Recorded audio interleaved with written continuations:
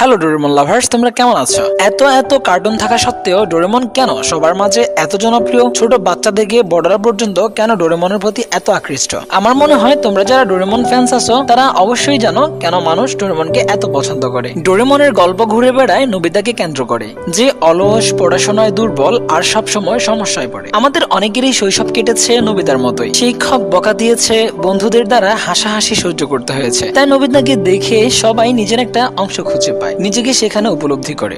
ডোরেমনের pocket থেকে বের হওয়া জাদুকরি গ্যাজেটস, এই গ্যাজেটগুলো যখন দেখতাম তখন আমাদের শৈশবের স্বপ্নগুলোকে বাস্তবের মতো মনে করাতো। এনিওয়ে ডোর, টাইম মেশিন বা ব্যাম্বো কপ্টার, এইসব গ্যাজেট শিশুদের কল্পনাকে অসীম করে দিয়েছে। ছোটবেলায় ঠিক আমরা যেমন ভাবতাম যদি আমাদের কাছে ব্যাম্বো কপ্টার থাকতো তাহলে আমরা উড়ে বেড়াতাম, ঠিক তেমন ডোরেমনের প্রতিটি এপিসোড শুধু বিনোদন নয়, ছোট ছোট জীবন শিক্ষা দেয়। যেমন অতিরিক্ত শর্টকাট নিতে গেলে ক্ষতি হয়, দায়িত্ব এড়ানো ঠিক না, আর সত্যিকারের বন্ধুত্বের মূল্য কতটা তা বোঝা যায়। ডোরেমন সব সময় নোবিতার পাশে থাকে, যেন এক সত্যিকারের বন্ধু। শিজুকার কোমলতা, জিয়ানো সুনিয়র দুষ্টুমি, সব মিলিয়ে একটা বাস্তব জীবনের বন্ধুত্ব ও সম্পর্কের প্রতিফলন দেখা যায়। দর্শকরা এই আবেগের সাথে খুব সহজেই কানেক্ট করতে পারে। ডোরেমনের গল্পগুলো খুবই সোজা, শিশু থেকে শুরু করে বড়রা পর্যন্ত সহজেই বুঝতে পারে। এর থিমগুলো যেমন বন্ধুত্ব, স্বপ্ন, সংগ্রাম, আশা, যা সারা পৃথিবীর মানুষের জীবনের সাথে মিলে যায়।